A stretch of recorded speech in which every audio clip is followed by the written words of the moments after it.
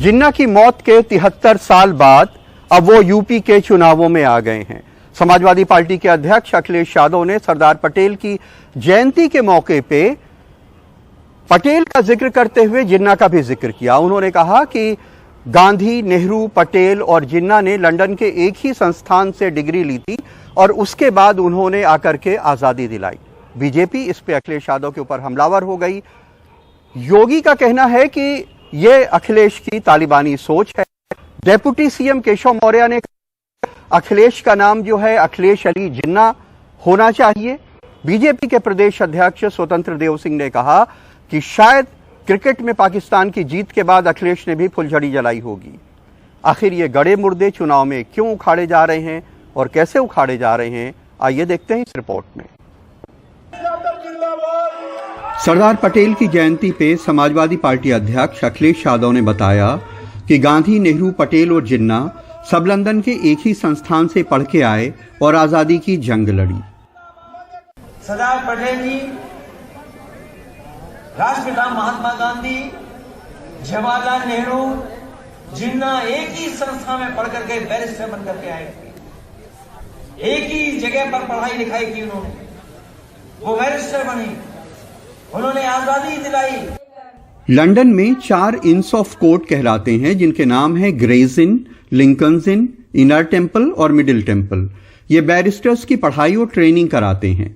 यहाँ जिन्ना ने लिंकन्स इन में, गांधी ने इनर टेम्पल में, नेहरू ने इनर टेम्पल में और पटेल ने मिडिल टेम्पल में बैरिस्टर बनने के लिए कानून की पढ़ाई की थी।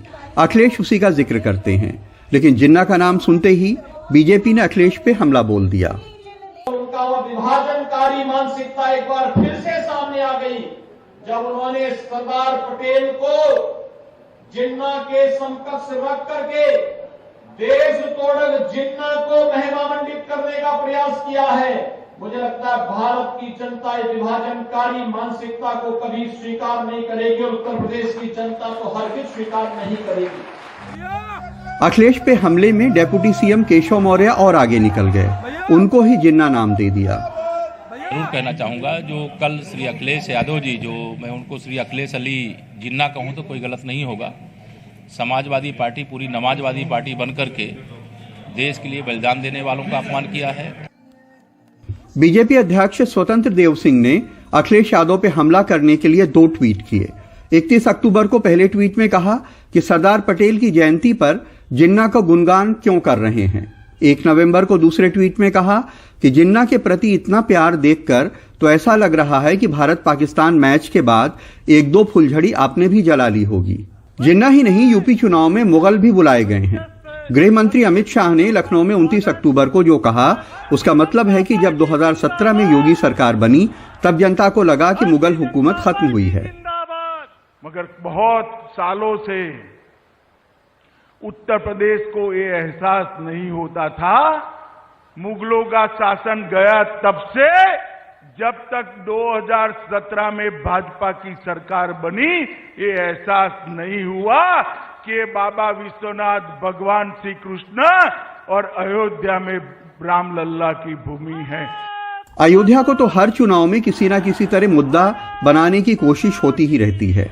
और मैं आपको याद कराने आया हूं, एक जमाना था आपके पार्टी की सरकार थी, निर्दोष राम भक्तों को गोलियों से भूनने का काम किया था। इससे लगता है कि यूपी के चुनाव में बीजेपी के लिए वर्तमान कम, इतिहास ज्यादा मुद्दा है।